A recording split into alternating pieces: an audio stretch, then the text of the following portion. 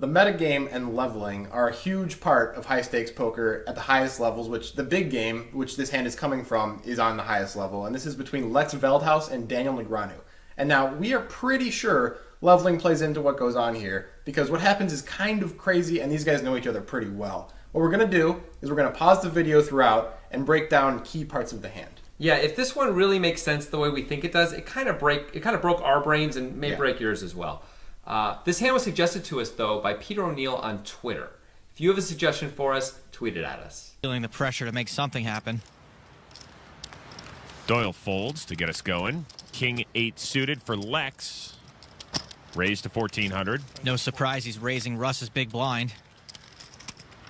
Suited 1 gapper for Daniel in the small blind. He calls. Ace 8 for Russ. He's in. I try not to lie about my hands on these TV games because you get caught. Ace 6 jack, 2 hearts, top pair for the cannon. Daniel checks. Harlow checks. Russ has given Lex a chance to fire at this. He does, betting 2,700. Lex's bet could easily just be a C-bet, which it is, and Russ checks, so he looks pretty weak. 4 deuce should be an insta-fold, so it looks like Daniel's cooking something up here.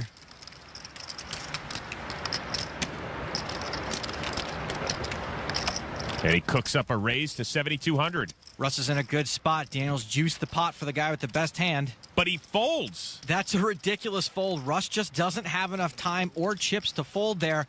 Why call pre-flop if you're going to fold top pair? If Russ doesn't end up turning a profit, he's going to regret that fold. Nice. Confusing. Yeah, it's confusing to me. Action back on Lex, who has just king high. Lex calls. A stone float.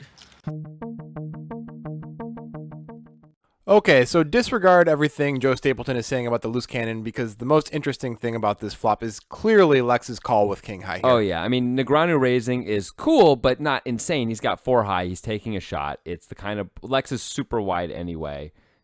There's no reason to think that like Lex isn't going to fold a huge percentage of his hands once Negreanu raises. And Negreanu isn't just going to win the pot. Right. Here. So once Lex calls, Negreanu definitely is not putting Lex on king high with no hearts in his hand. I don't think so. I think the worst hand Negreanu is putting him on is like pocket 8s and assumes he usually has at least a jack, like jack 10 kind of a hand. So and some bad aces, I guess. So let's go through what Negreanu's repping if this was a standard situation. Now, these guys have some history, so it's not. But let's quickly go through what his standard situation Negreanu's repping. Sure, it's pretty straightforward. He's got ace jack, ace 6, all the sets, but usually just 6s. Mostly just 6s. 6x of hearts, and all of the Broadway combo draws like with king hearts. 10 of hearts, king queen of hearts, queen 10 of hearts. Yeah, so that's kind of a thin range, and that might be why Lex decides to call. But we have some more speculation on that we're going to talk about later. Yeah, but ultimately, yeah, Lex might be calling because he thinks some of this is air, some percentage of this is air, and some percentage of it is either the combo draw, which he's beating some of those and maybe can bluff Daniel off of later, or even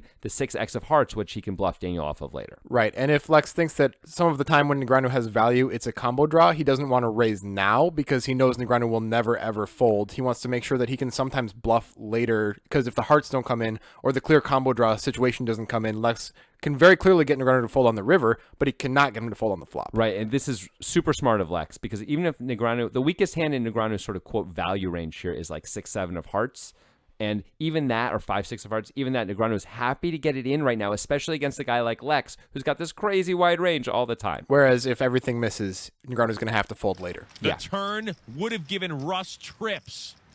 Allow me. Blarg. Daniel checks. And Lex checks. The river, the 9 of hearts. Both these guys were up to the same thing, checking the turn so they can fire a bet on the river without it having to be too big. There's that Veldhuisian stare. Daniel's going to have first crack at it.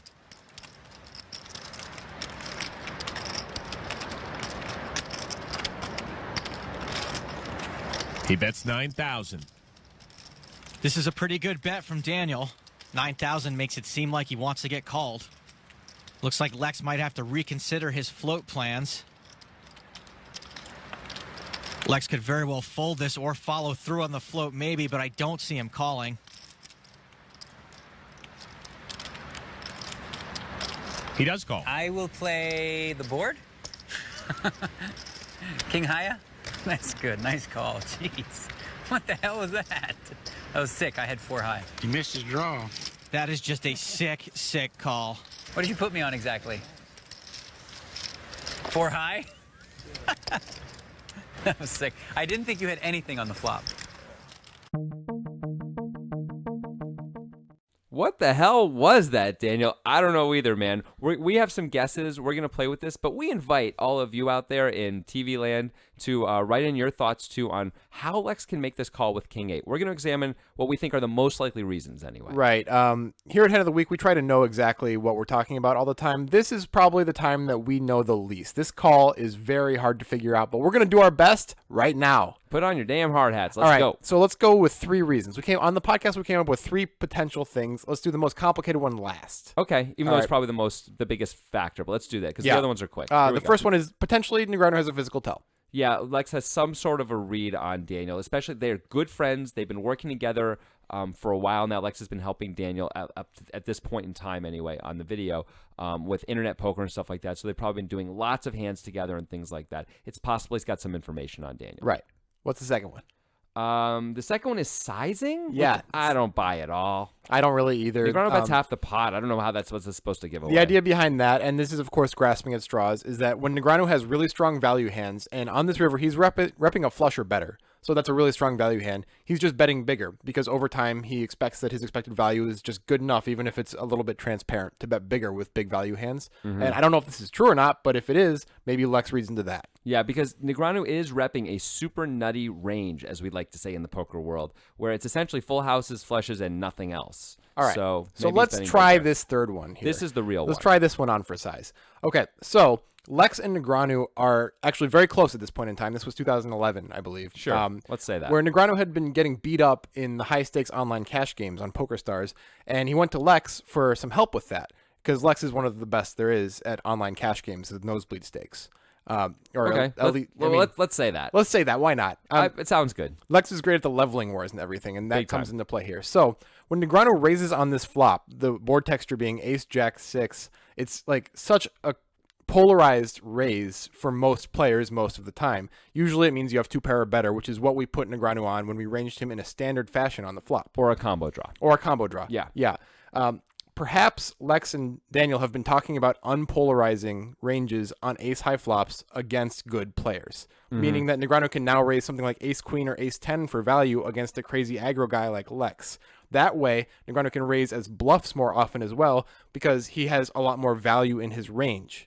Right. Does that make sense, Jonathan? So it means he's going to raise more with good hands, but he's going to bluff more with bad hands and air too, is what you mean. So he has more bluffs there. Right. But in theory, it should make up about the same percentage of his bluffs and value. Should be about the same percentage either way, right? Right. But he's going to do it more. But just because he's doing it more often, Veldhuis thinks King High is good often enough against Negreanu due to this extended dynamic that they have together, that he feels he can make this call with maybe making a move later, but also maybe figuring it out later, like he did on the river, based on the polarization being not there. Well, yeah, but the thing that happens is if Negreanu is raising, let's say, like aces only, just like ace 10 or something like that, is he really going to bet the river? First of all, he's probably going to bet the turn because the ace pairs. Yeah. And he's probably not going to bet the river when the heart comes in because he would think Lex often has a flush here. Right. So if anything, Negreanu would bet the turn and check the river, not check the turn and bet the river. If he has one of those less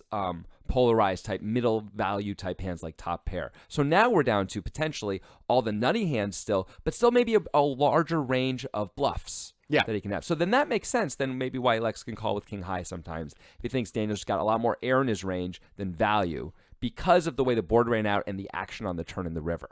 Yeah, that makes plenty of sense. I feel like I just hit it out of the park with that one. Maybe so. But the real question here is if this is true or not. If Negreanu's range is becoming unpolarized and that Lex knows about this also, because it has to be that parlay for this all to make sense. To be clear, a good player is not normally going to be raising just a naked ace on a board like this, and that's not generally considered a good play, which is kind of part of why it then becomes an interesting and cool play against good players because they would never expect it. It's weird too, isn't it? Because we would often say a bad player raises like ace 9 on the flop on this. But spot. they're raising for different reasons. That is correct. Yeah, that's right. That's the problem. A good player is raising for value. A bad player is raising because they're kind of scared and they don't know what they're doing. They want to, quote, protect their hand, Yeah. and they end up not getting any value of their hands. Negreanu would be raising with, say, an ace, and he actually does this against Dan Coleman in a hand we did a long time ago from the one drop, where he raises top pair, no kicker on the flop, because he knows Coleman's going to call him with any pair, and in fact, Coleman calls him with bottom pair, essentially. Right.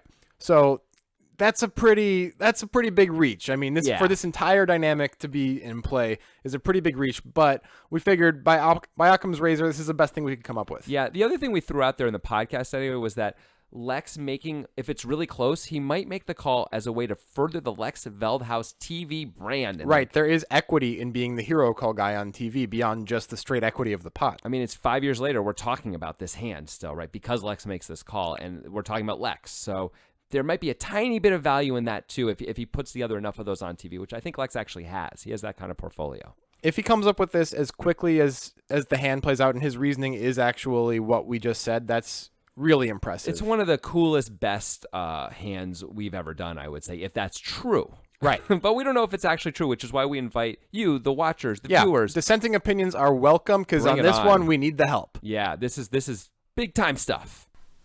Don't go anywhere, because after this, we're going to respond to user comments from last week's video. If you guys want to see another big game hand where there's an elite river play, check out Jason Mercier's Elite Misstep by clicking here. Also, check out our podcast and make sure you hit the subscribe button. All right, guys. So last week we had a hand featuring Patrick Antonius in a big cash game where we check raised the river with a set against Brian Townsend, who made a superhero call with middle pair. Let's hear what you guys said. All right, on Reddit, Bigfoot Touched Me, which is, of course, Grant's favorite name Come on, that's a great name. It's a great name. It's really good. It's good pretty damn job. Good. I love the name. He says, I think a large factor for Brian calling was that he assumed Patrick wouldn't check 3 streets with a set, and also that he basically doesn't have a king in his range. So it looks like Patrick's only value hand is the straight. Adding the misdraw bluffs mentioned in the video with the wrong assumption that he can never have a set, and it makes it seem an even better call. On YouTube, Matthew Vincent Archer said, I first saw this hand with a couple friends and they said that Brian was playing the hand like a fish. You can clearly see his thought process the whole way, which would explain how Patrick can make a brilliant check on the river to induce the value bet. The call makes more sense than the value bet, plus the bet sizing on the check raise helped Brian make the decision. So people actually kind of agreed with us. We're a little bit surprised. We thought that we would get killed on the internet for agreeing that Brian Townsend made an okay call here. That is true. Yeah, with a queen. Like, oh, they're going to hate us for this, but whatever. We're going to just say what we think. But you guys seem to agree, which is great. Yeah, that's great. We're excited about that. We don't necessarily agree with everything everyone wrote in all the comments. For example, I don't necessarily think it's a better call than it is a check raise. I think it's a better check raise than it is a call on the river. But it's an understandable call for sure, and it's a great check raise by Patrick. Right. Really interesting hand, and thanks for your comments, and please comment on this video.